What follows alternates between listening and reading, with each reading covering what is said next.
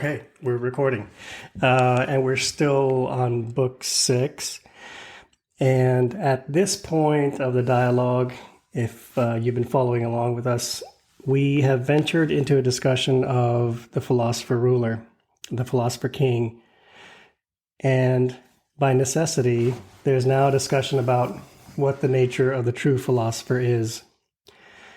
In this discussion, Adimantus and Glaucon point out a very, I think, lucid criticism to Socrates regarding the fate, I'll use the word fate, of philosophers in conventional society.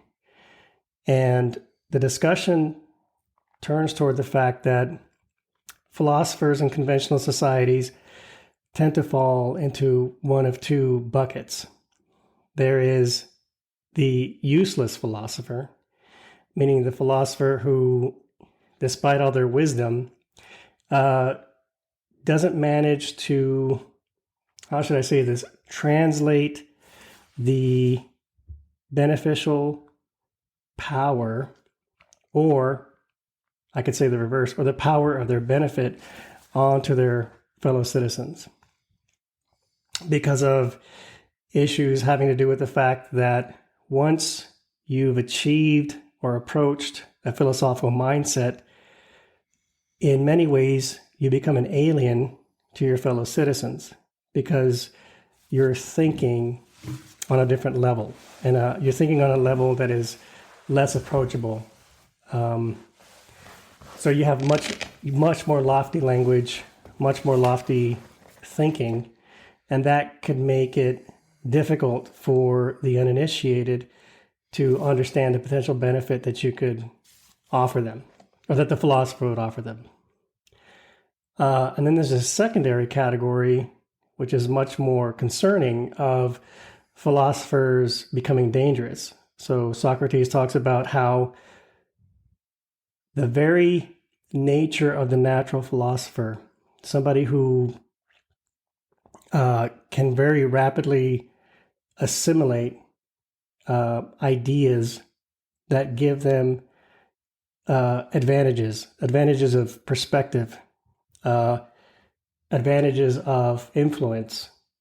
And those philosophers can be dangerous to the society because, since they have not aligned their efforts with virtue, due to most likely just a lack of education, they can become dangerous because they can essentially use their cognitive or powers of influence for self-serving means, or means that you could categorize in admittedly very rare situations as pure evil. And so that's where we are in this discussion. So basically, how does a philosopher live and survive in conventional society? Yeah. So that's where we find ourselves. The way we got here was the question that was raised was, we have created this republic of the mind by talking about the republic as it exists in a city-state. And the criticism that was raised was, this city-state that you've described, this perfect republic, doesn't exist anywhere. And if it doesn't exist anywhere, then that means it's impossible.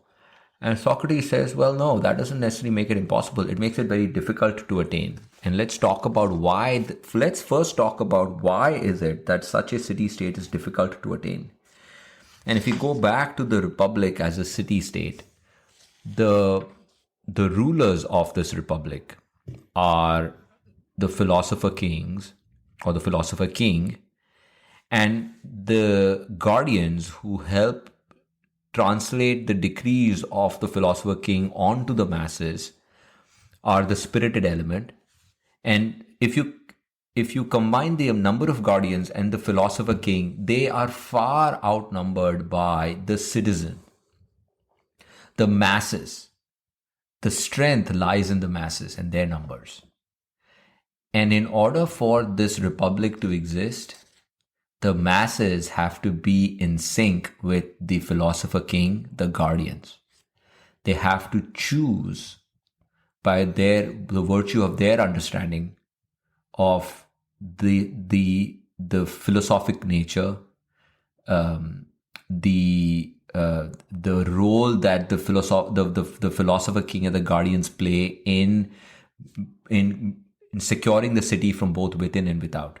They have to believe in that, and that's why they choose to follow the decree of the philosopher king.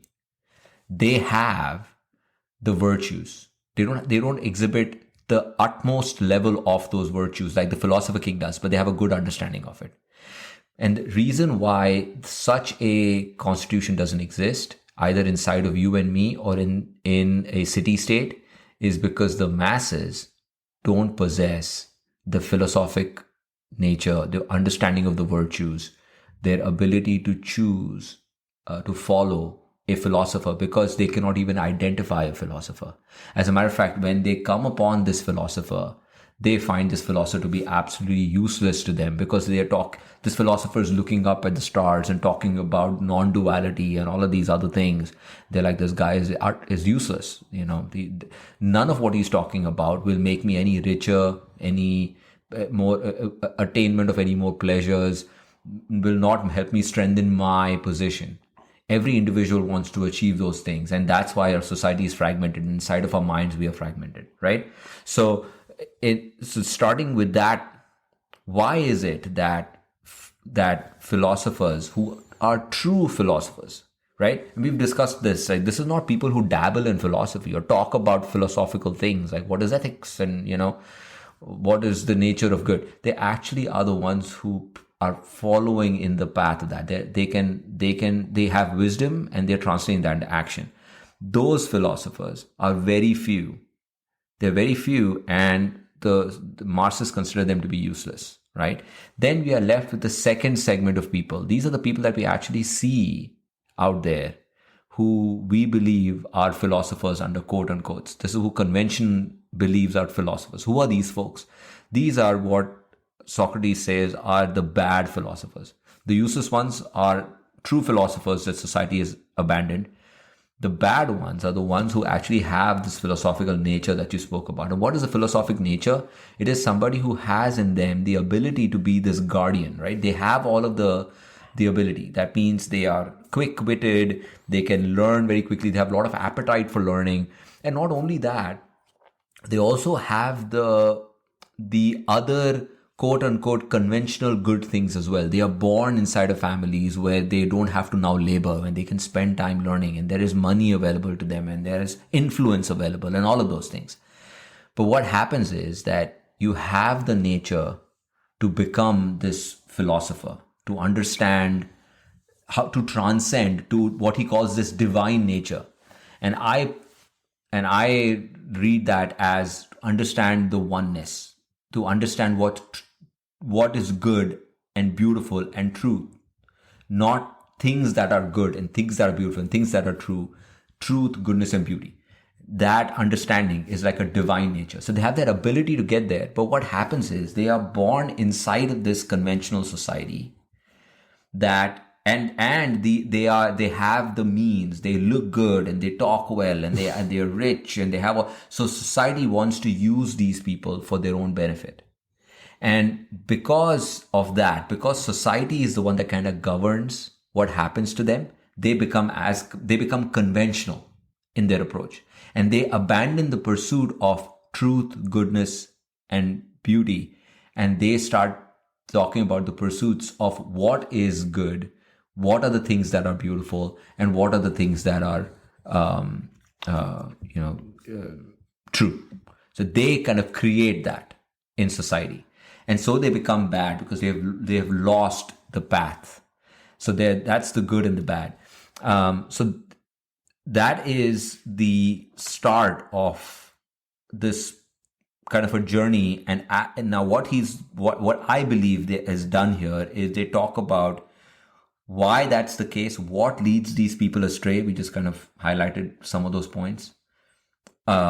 What happens when these folks are led astray and they leave this vacant space for philosophy? Who comes into that space and what they do with philosophy, right? And then once once we have kind of figured out why now the current state is the way it is, we then talk about what can be and Right. what needs to happen and why this is not impossible. But it's not impossible, but it's difficult. Very but difficult. It can be done. Right. So, And I think, what do you think so far about this aspect of a bad philosopher is somebody who has the nature but doesn't have the nurture?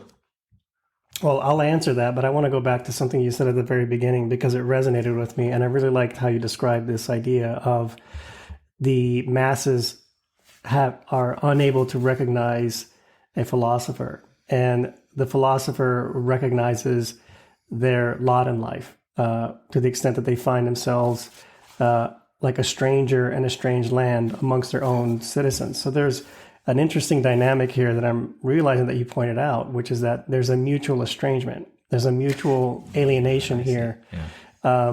And I think what happens is that's exactly right. It's the same way that the ideal republic, the republic of the mind that's being outlined for us by Socrates and his interlocutors is essentially a fractal projection upward and downward.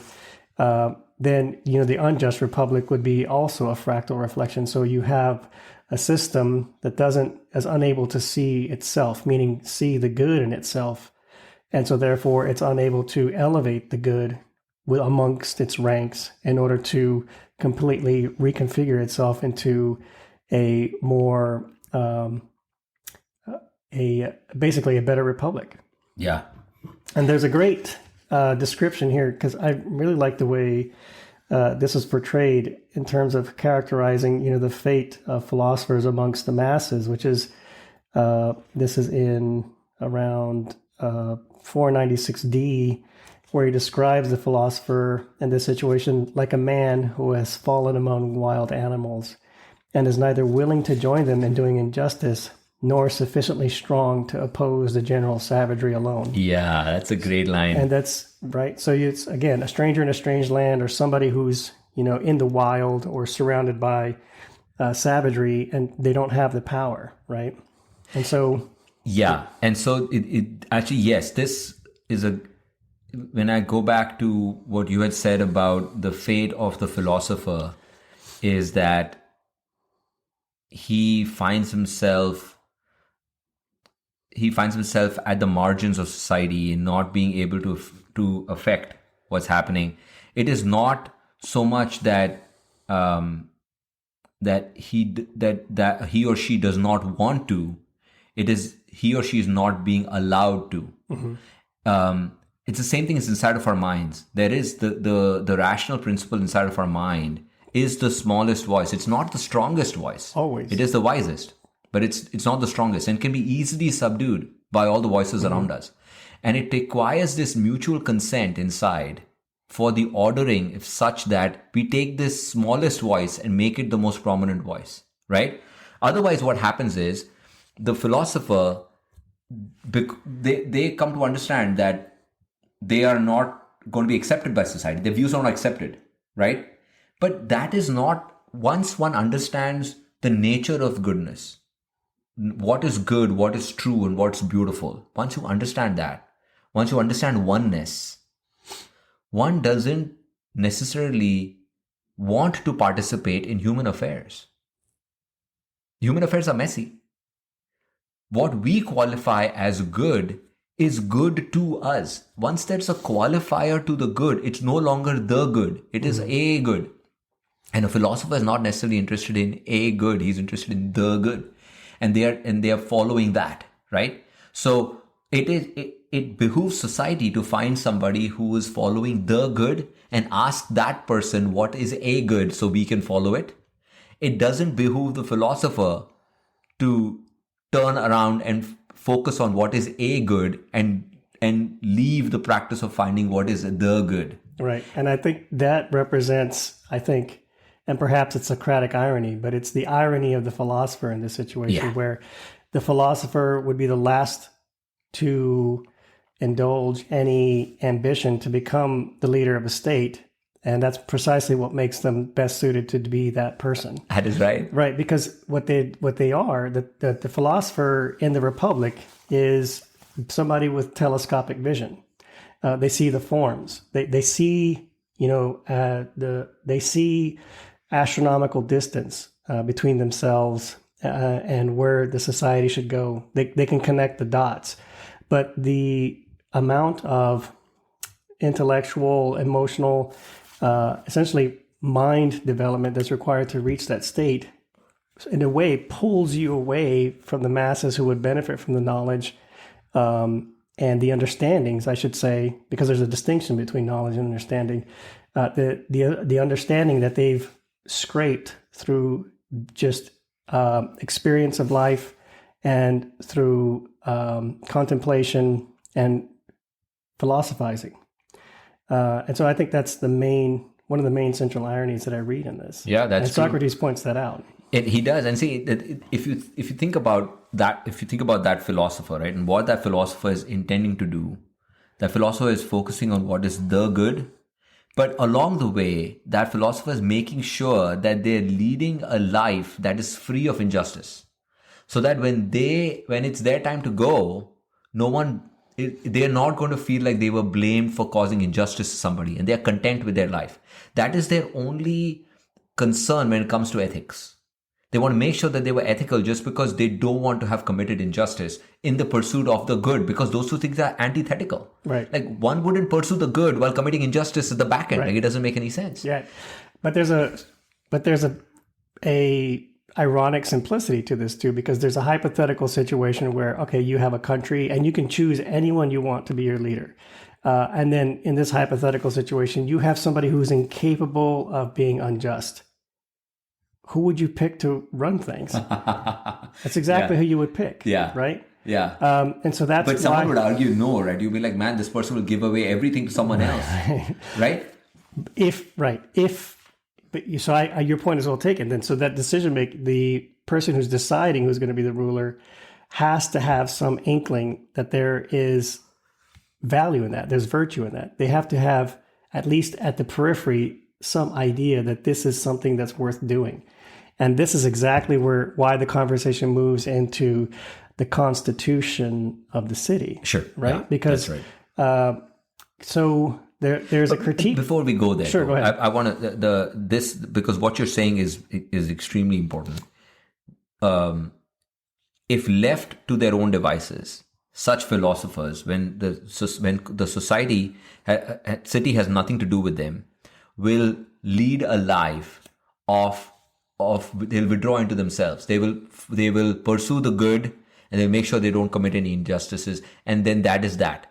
They will not deal with the affairs of the city. In order for someone like that to deal with the affairs of the city, the city has to have the constitution that allows for that to happen. That is the point that you were trying to make, correct? Right. Because otherwise that philosopher is content with being left alone. And in order for them to be invited to participate in this process, the constitution has to be such that it creates an environment and motivates the people to do this. And the constitution comes from the people in a democracy. That means the people have to be motivated to actually find someone like this. No, I'm talking about a true philosopher, not one of those bad philosophers that we discussed. Right. Just because they look good and they can talk well and they have money and they have influence and they are smart and intelligent. All of those things are good qualities to have to become a true philosopher. But those are also the qualities that one can have and never choose the path of philosophy and lead nations because the crowd wants that. Right.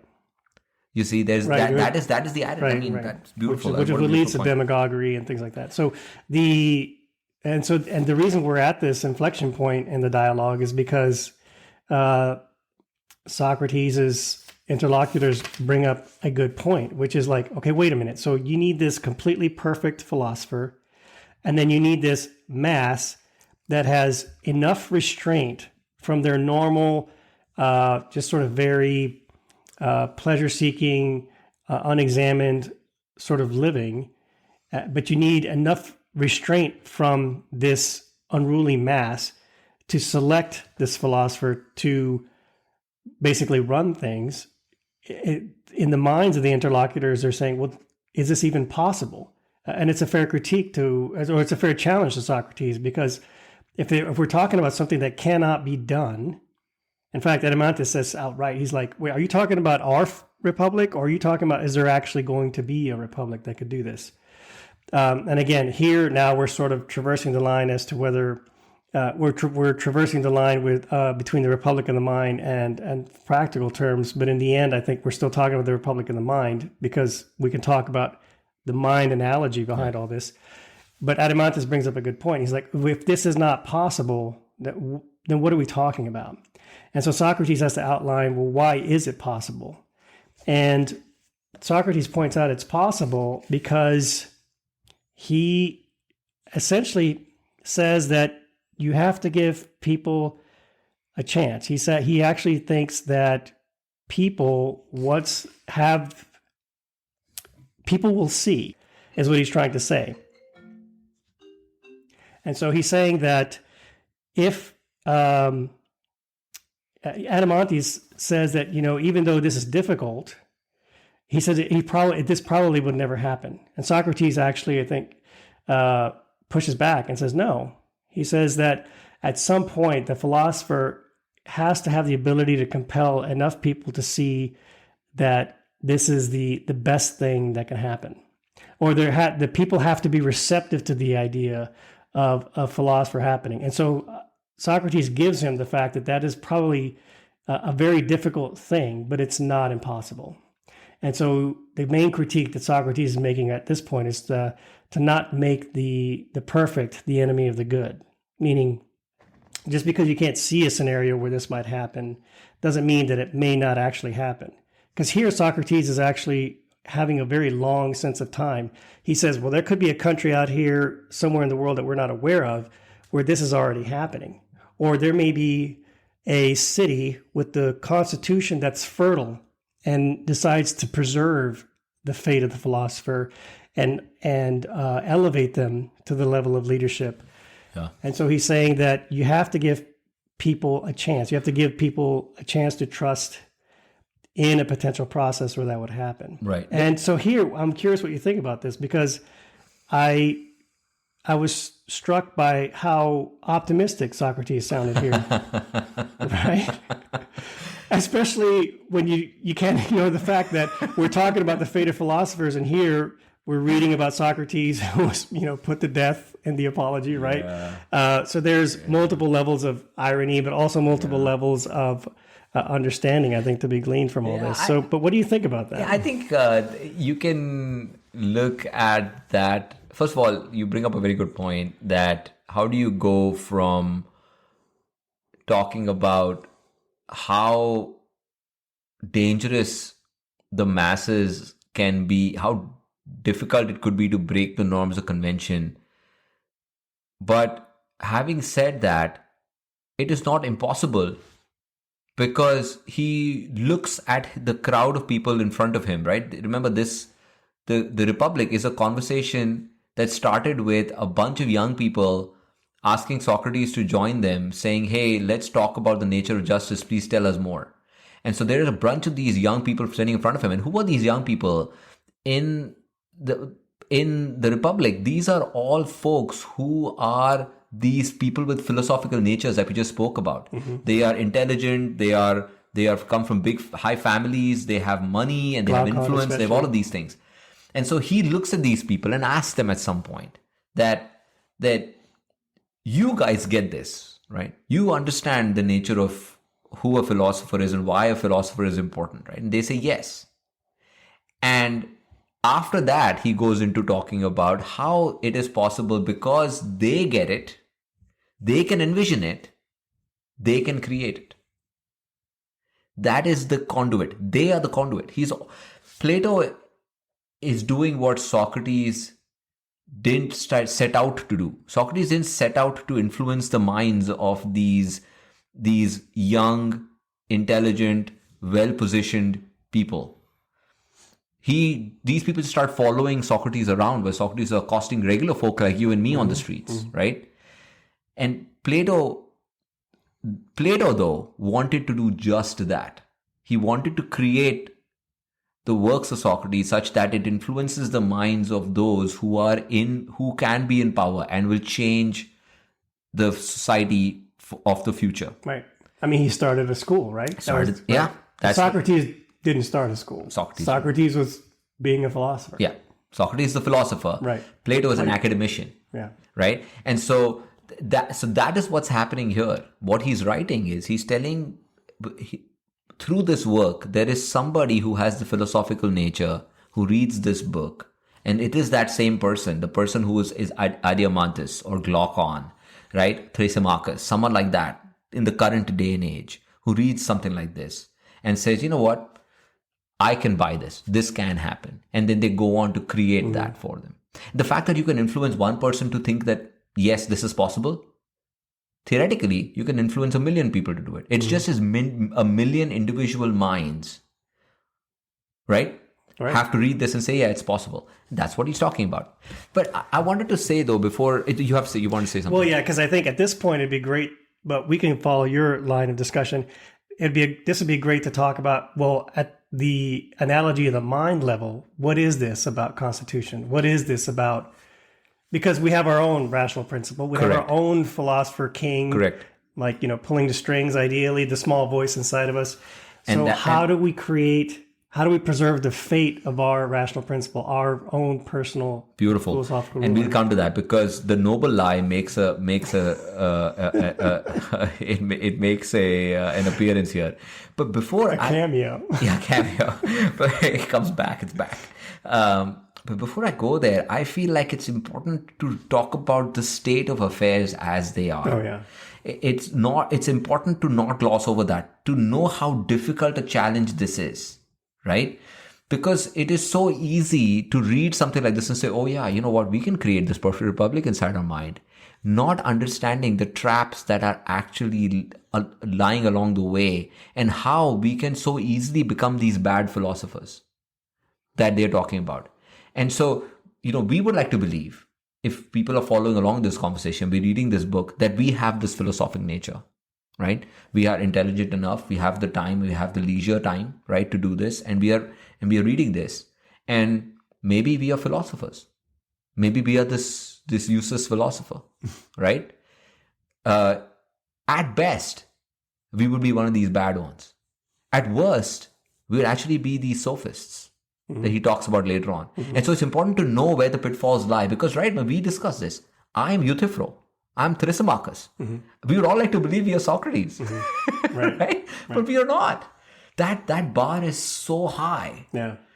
And that there are a lot of people walking this planet right now who believe that they are in fact Socrates, that what they have to say actually matters because they understand where the world needs to go. And they are in fact bad philosophers or sophists. You see what I mean? Right. No. The true philosophers have been either assassinated or are somewhere in the world and nobody's paying attention to them. Right. And that is the truth. So the going back to and that's why I want to ask you this nature versus nurture argument. I think he talks about that here, and he says it several times, that if you are influential, if you come from a place of money, if you come from a place of leisure and luxury, you are destined to become a bad philosopher. That's just your destiny. Unless there is a divine intervention. What do you think about that? Yeah, so, let me just clarify what you're asking. Are you talking about nature versus nurture? With the nurture part of things being his critique of conventional education in his time. Yeah, I should say nature and nurture. The role of interplay between the two, not versus. It is the interplay. So one has the philosophical nature, right? Right, but then it gets subsumed and corrupted and influenced. But ironically, under the guise of, in some cases, good education. So one of the example that Socrates talks about is that you have the children of the influential being educated in philosophy early in life before they've actually had experiences that they could process through a philosophical lens, who just essentially lack the maturity that would essentially prime them for the philosophical elevation, philosophical action in life. And then it essentially almost is used as sort of a social ornament. It ends up being something that they use maybe through less important endeavors having to do with their work, less important endeavors having to do with conversations or arguments at social events, that sort of thing, but never actually translating it to the highest form or the highest end that such a process of thinking and accumulation and understanding of knowledge could be. Right. So they use the ability to, and that would be a sophist. Discourse. Right. That'll be the ability to use discourse to your own advantage, to negotiate, to influence, as opposed to in the pursuit of the truth. Right. And going back to the ship analogy, so these children of the influential are not stargazers. These are the ones that what they've done is taken what they've learned and almost used the fact that they've had the schooling as sufficient evidence that they should captain the ship. Right, they should captain the ship, or that they're worthy of the influence that they have. Correct. So this is important because he talks about this, right? Yeah. The nature of evil. Evil doesn't come from those who don't have intelligence and agency and ability. It comes from those who actually have intelligence and agency and ability, but these people are led astray. Right? Mm-hmm. That is what we need to fear. You don't fear the person who doesn't have the ability, right? And has bad intent. If you don't have the ability and you have bad intent, it doesn't matter. If one has power and bad intent, that is the person that is going to cause true evil. Mm-hmm. And that is what is happening to most of these folks that have the philosophical nature, because they have the intent, because they have the abilities, but because they are born into excess, into leisure, into influence, they are born into a position where people want to manipulate this. The conventional society wants to manipulate them to be like conventional society. And that is how evil starts. And so that's evil. And so then what is happening? So what are the features? What are the causes of this young individual who has a philosophic nature to turn to evil? And that would be the influence of a sophist. So there are all sorts of gurus, right, in this world. Oh, yeah. Everybody. There are gurus. If you're not careful who you choose to be your mentor or your sponsor in life, you could be led astray, right? Because the philosopher is not going to come knocking at your door saying, hey, I want to school you to be a better individual. Right, that's already a red flag. Right, that's right. Because the philosopher is turned towards the good. They're not interested in the worldly nature. You have to approach the philosopher to say, hey, listen, please take me on as your ward. And they say, no, get out of here. Get out of my way. I don't want nothing to do with you. You're bringing money and influence and all that stuff, and you're going to corrupt my world. And, they'll be reluctant to take you on, but you supplicate and they take you on, right? As opposed to the guru who comes knocking at your door saying, pay me and I'll, you see that all around. The sophist, the person who makes a great argument, right? Mm-hmm. And you see the way they are able to manipulate and negotiate the way through life, saying, yes, I want to read that person's book, how to negotiate to become a winner, how to negotiate to get a higher salary or whatever, right? Those become the gurus. Now, how to make more money, how to form a successful company. Like, these are the voices of today right now, right. If you think about it, right? Then if you don't have, if that's not happening, you don't have the sophist or this guru who you're following, right? Then it is basically the crowd, the convention or that exists around you. Mm-hmm. Society wants its leaders to look a certain way, behave a certain way.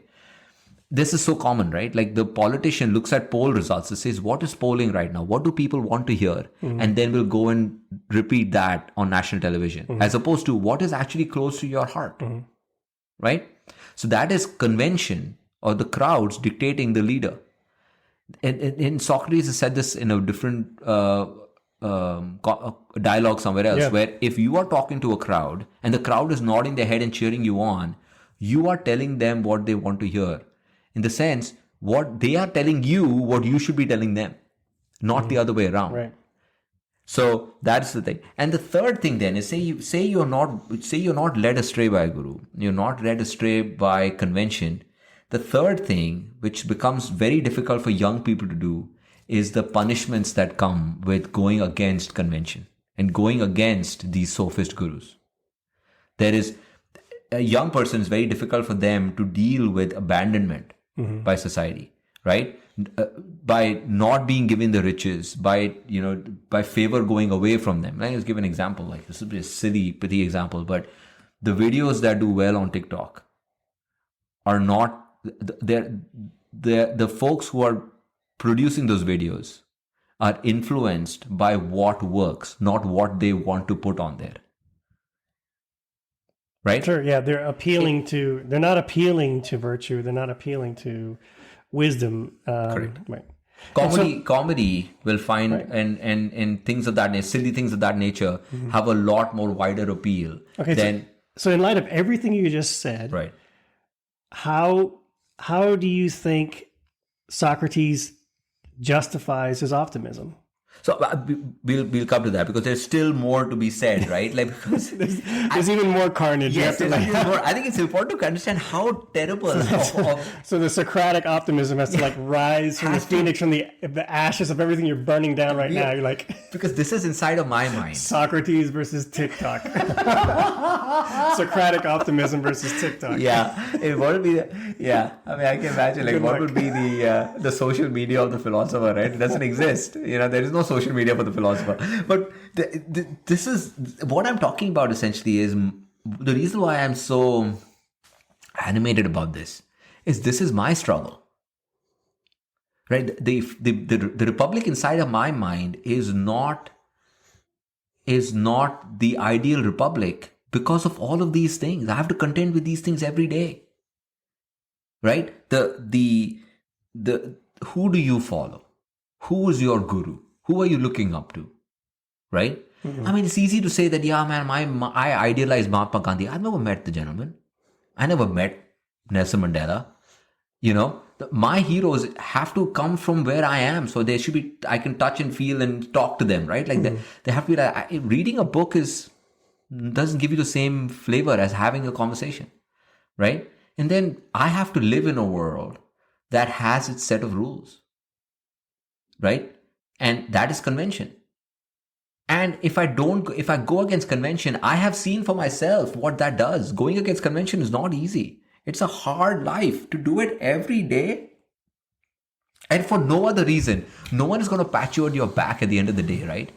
The hope is that you find the right guru, right? Actually a philosopher who's not going to come knocking at your door, by the way. You have to go find this person. Imagine they are few and far in between, and people think of them as useless. So you're not going to find them unless you're really out there looking for them, right? You got to separate the wheat from the chaff. You have to then figure out what is convention and go against convention. And then you got to be ready to take the insult that you get for going against convention, and for nothing else, because you want to become that useless philosopher.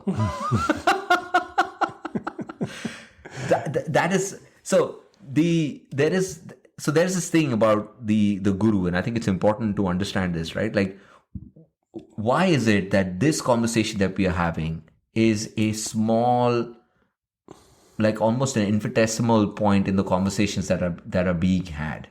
Most of the conversation that's being had is inane conversation that talks about convention. Most people don't participate in this. There's a reason for that, because this is considered to be useless. Right? Mm-hmm. In my mind, I used to think philosophy was useless. That is because there's this great allegory. It's called the beast allegory. This is the first time I came across this allegory as a separate chapter in and of itself. It talks about these people who are gurus, right? That quote unquote, right? If you talk about the people who have, this is 493b. Yeah. Right? The people in mainstream media and communication, right? Whose books everybody's reading, who's talking about what they have to say, what do they have to say about vaccinations, and what do they have to say about AI, right? Who are these people? These are people who basically have understood the convictions of the masses. They are looking at the masses in front of them. They're looking at this entire mass of people, is akin to a beast. A beast that is big and it is ponderous, it's dangerous, it can just change its mind, it's fickle, it can consume you completely. It's a big dangerous thing, right? You cannot control it, but you could understand it, right? And then what happens is you kind of understand how this beast doesn't have to be necessarily people. This beast can be a way of thinking as well. It could be a way to make money. It could be a way to get ahead in life. Like whatever this complex, big mass of things is, you cannot control it. It controls you, but you can understand it. And once you come to understand it, you can go around telling people that all the things that this beast likes is what is good. And all the stuff that it doesn't like is what is bad. So that's where conventional good things, comforts and pleasures and German car, a big house, all of these things are conventional good things because this is what the beast wants. And withdrawing unto oneself, following the path of what is good, justice, courage, temperance are not good because that's not what the beast cares about. So these people who are in the mainstream having conversations about what is good and what is evil have a warped sense of what is good and what is evil. It is a qualifier that this is what the beast likes and this is good. This is what the beast doesn't like and this is evil, right? And there's this very good line, which I thought was a perfect line. Before I go into the line, I'll talk about this. These folks knowing nothing in reality about which of these convictions or appetites is fine or shameful, good or bad, just or unjust. He uses all these terms in conformity with the great beast's beliefs. You see? And he says, calling the things that the beast enjoys as good and the things that anger it as bad. Right? So this person who is considered to be a guru, right, doesn't understand, doesn't know, he's never seen how much the nature of compulsion and the nature of goodness differ. What compels us, we like to believe that is good. We are choosing to do it because it's good, not understanding that we are actually compelled to do it. We like to bring agency inside of us saying, oh, do you know why I live in a big house? Because it's a good thing to live in a big house. You know why I drive that beautiful car? Because it's a good thing to drive it, as opposed to I'm compelled to live in this big house. Sure. I'm compelled to drive that car. Yeah. And he calls this compulsion the Diomedean compulsion. That is an inescapable compulsion. You cannot escape it. You are from this society and you're trying to appease to this great beast. Like you cannot escape this great beast. It'll devour you. And you believe that to be a bad thing. You don't want to go against the beast because you believe that that's a bad thing. Something terrible will happen to you. You don't have the courage, right? You are fearful of it. You don't have the courage to go against it. And that's why you have this inescapable Diomedean compulsion, which I thought was like, when I read it, I was like, that explains in a few short pages my problem. Yeah. I mean, I think for a lot of us, that's the big struggle. And the very condemning question that Socrates asks when he's talking about the beast appeasing guru, Sir William, the bag for short. He says, don't you think by Zeus that someone like that would make a strange educator? Right? I mean, and this is right. And these are the people.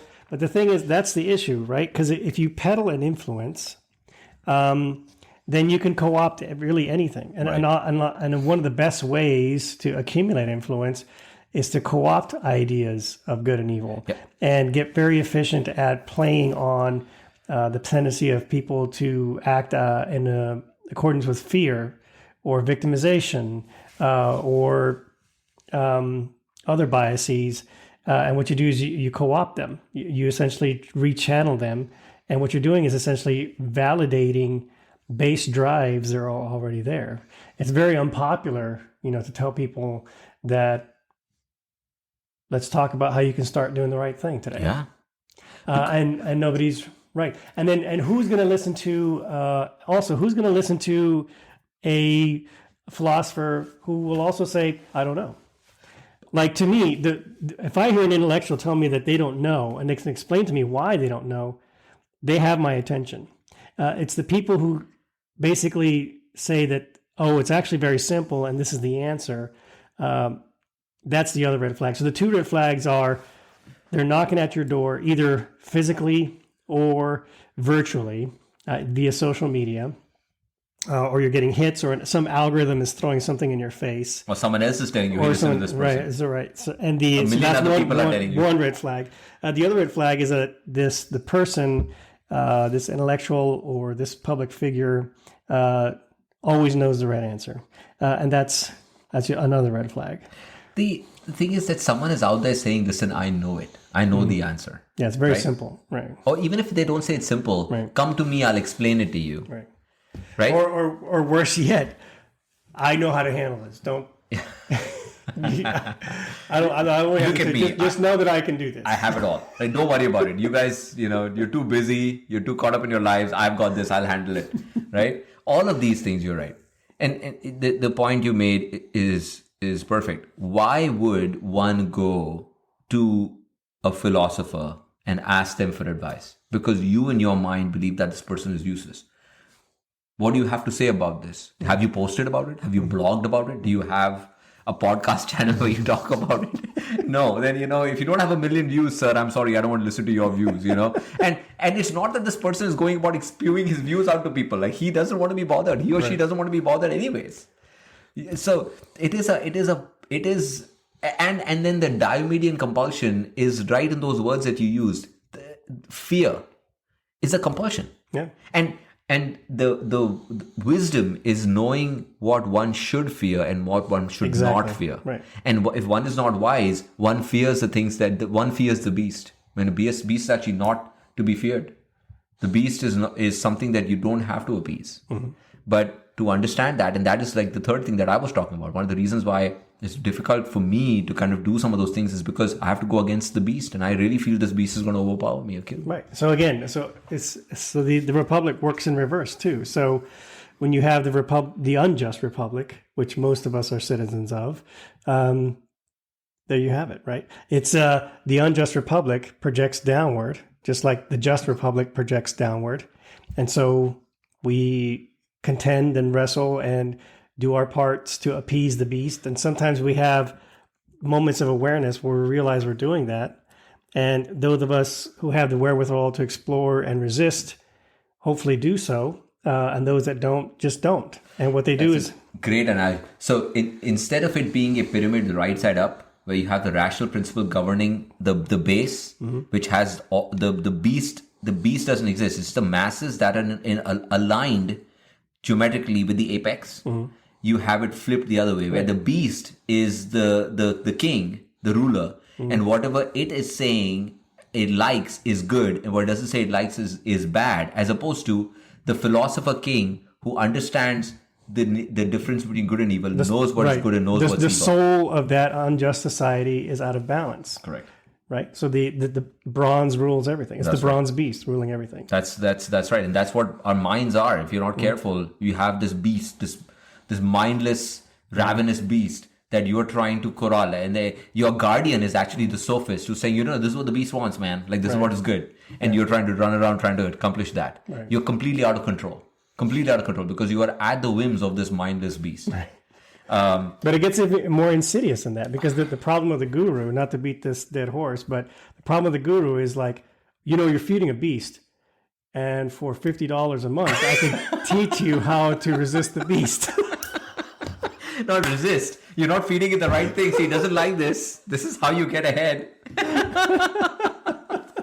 Dude, like all these self-help books, right? Like you read self-help books, like, this is... So I guess in a way we're answering our own question, which is like the issue with the analogy of the mind here, going back to the fate of the philosopher in the face of the beast, or in the face of the uninitiated, very fickle and ambition and appetite, pleasure-driven crowd, is... The analogy of the mind is, well, basically it's, the ocean of information, the ocean of conventional expectations that you navigate every day. Do you have something to say? Because then I want to get to why you can still be optimistic. Do you have anything else you want to? No, actually, I want to get into why you should be optimistic, because you just gave this cataclysmic TikTok apocalypse pictures. Like, how does Socrates look at that and say, it could still happen? All right. Okay. So bear with me here as I stumble my way through why I think it's still possible. It's because of this line. He says that yes, there are these philosophers who have the nature, and because they didn't have these other accoutrements of a rich life, they were able to develop these philosophical natures. But because society doesn't think of them as useful, they are now cast away, and they are content in their life in the pursuit of the good, right? But there are also those who started off with the philosophic nature, were in this environment, this milieu of richness and and influence and money, but they didn't get corrupted because of divine influence. And he used the term divine influence, right? Or divine nature. Something divine happened to these folks. And I was thinking, what is he talking about? Literally about intervention by God, because he says that this nature, this apex philosophical nature, this is 500D, is divinity, is godlike, and you can come very close to it. He says the philosopher, by associating with what is orderly and divine, becomes as divine and orderly as a human being can. Though, mind you, there are always plenty of slanders around, right? No matter what people are saying about you, or about the philosopher, by associating with what is orderly and divine.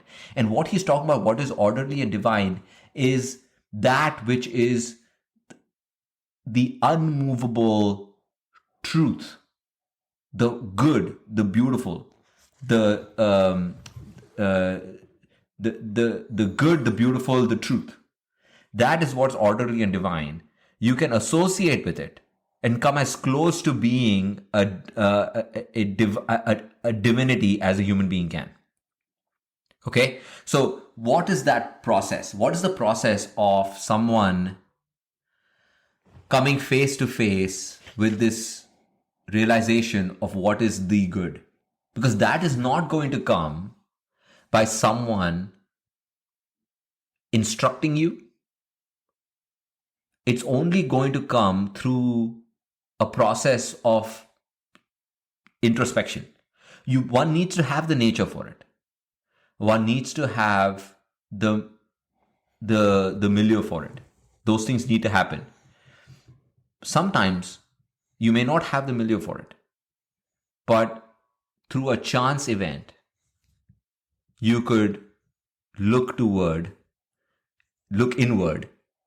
and come to understand this concept of the truth, the good, the beautiful. And once that happens, there you are. Now you have transcended. You've suddenly come into the space of this philosopher. Now you are now a philosopher, unlike the useless philosopher who was cast away by society. Mm-hmm. You are now a philosopher who is accepted in a way by society. Right? And just imagine how rare that would be. That you have a person of power, of influence, who has a moment of chance, which you and me have called a moment of reckoning or a moment of crisis. Right? I don't think he says that here. Really. No, he's not. But I think that's what he means by this divine intervention. Something that is outside your control, that comes to you to change you for the good. Right? That you have that moment of reckoning. And instead of choosing one of these multitudinous other things that you can do, achieving something more conventionally, a better car, a bigger house, a better spouse, or whatever. Like we said these things several times, right? One actually chooses to turn inward or turn toward philosophy to figure out what is the nature of truth, what's the nature of beauty, what's the nature of happiness. And once you do that, you suddenly find yourself in a place where you are looking towards the good, that is your focus, but you have this duty because you were born into that duty in a way. Right. You have you are able to marry the power of influence with the aim of virtue in that Correct. situation. So what Socrates is talking about, the divinity, and I think the way I read him, he says that the philosopher would essentially use a divine sketch, is what he would say, and that's how he would win over the crowd. Now that is coming second to this. Right. So the idea is that. Well, I'll read. So actually, before that, in 498a, he says he's talking about this issue, and he says, however, it is no wonder that the masses are not convinced by our arguments. I mean, they have never seen a man that has matched our plan. Mm-hmm. Okay, so what he's talking about there is society has never seen of somebody. But the thing is, the reason Socrates thinks it's not impossible because all it takes is just for the perfect alignment. So just like you can randomly have philosophers who are true philosophers pop into existence, like bubble up to the surface in this mass of sort of the unruly crowd, within the strata of people of influence, you can have philosophers pop into existence. And then that's when you have lightning in a bottle, and Correct. you potentially can now affect positive change. Correct. Marcus Aurelius would be the example that I think of, yeah. right? So that's a great point. Actually. Right? Yeah. And so basically, it's sort of what Socrates is saying, though, is he's saying that there's sort of these paths where this could happen. Yes. So in this, the reason it's not impossible is because there's three ways it could happen. Because, Gandhi wasn't like in a position of power. He ascended to it. The same with Nelson Mandela. I mean, from prison to, right? So there's something else, right? So there's the power that the people recognize. I think what happens is that sometimes the beast gets crushed by its own appetites, and it ends up in situations where it is essentially just in this pigsty of injustice. And suddenly there is somebody who is able to rally the people around them through the sheer nature of their character. And that's how Gandhi and that's how Nelson Mandela ascended into that position. So you can ascend into the position of the philosopher ruler, but you can also come into it already having the power and transitioning into the philosopher ruler. I see what you mean. I want to push back a little Sure, bit because they like Mahatma Gandhi never created the ideal republic of other individuals.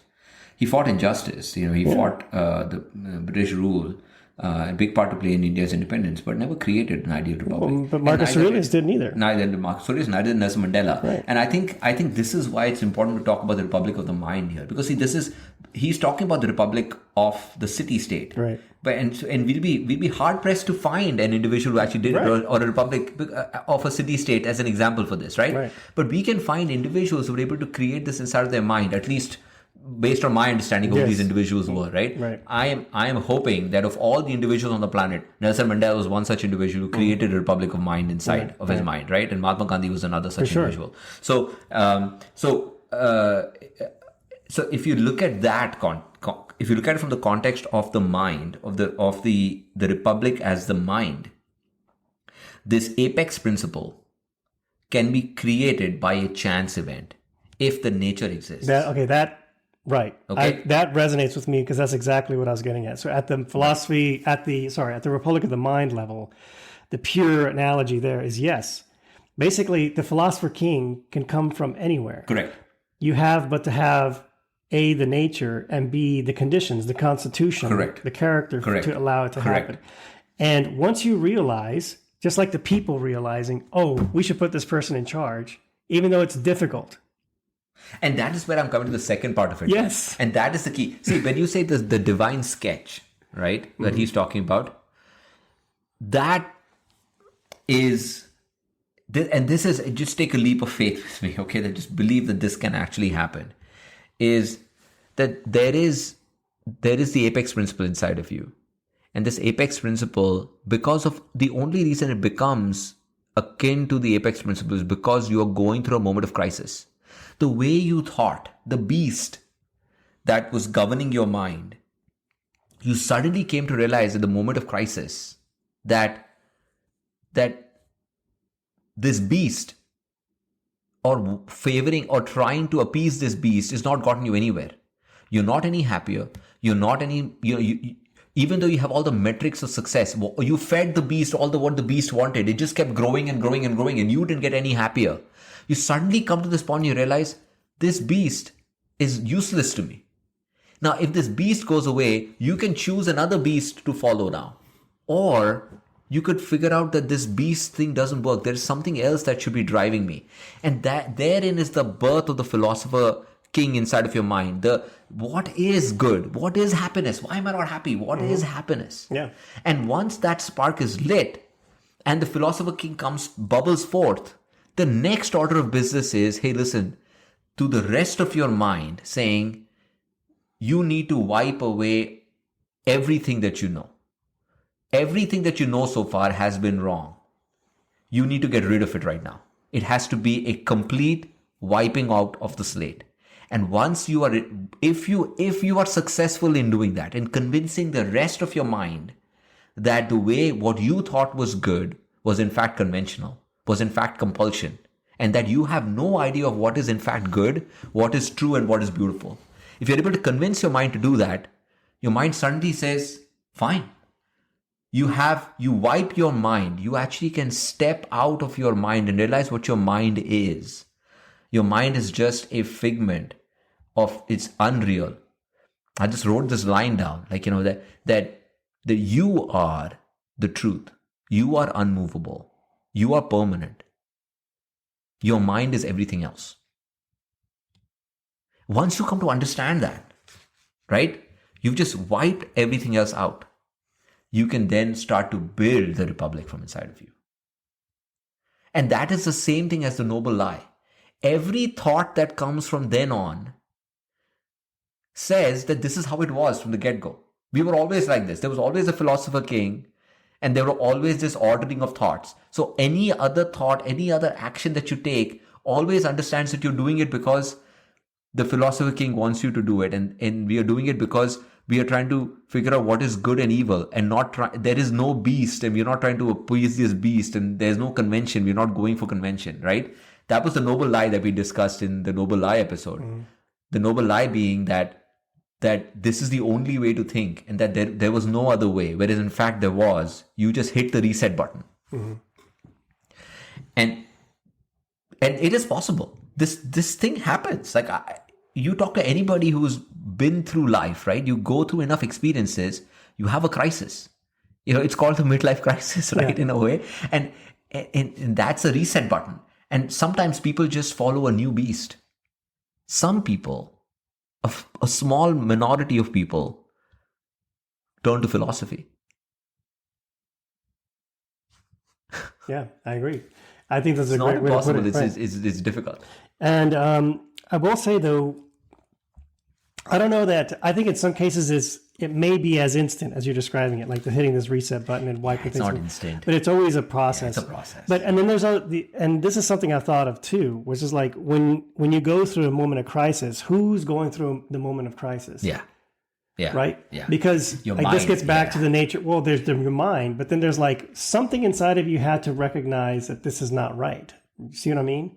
So in a weird way, that thing was always there. It's just that the conditions align themselves to give that rational principle or that silent, knowing voice an opportunity to be heard.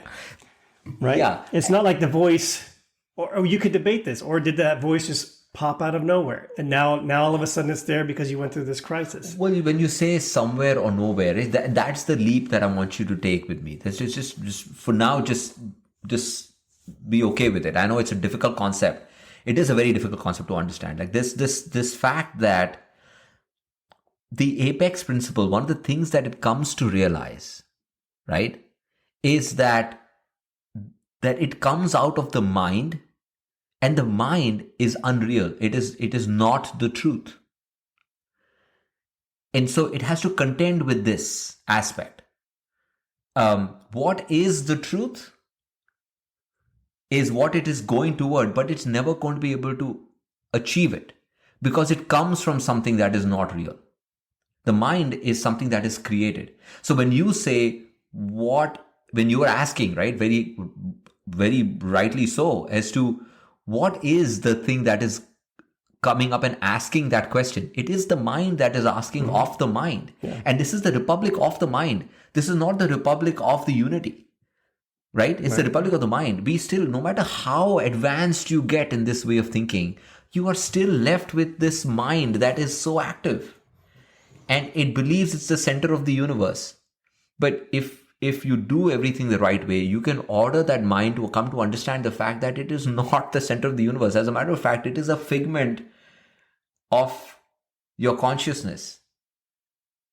And all you need to do is understand that there is something much bigger out there that you are. You are not just this.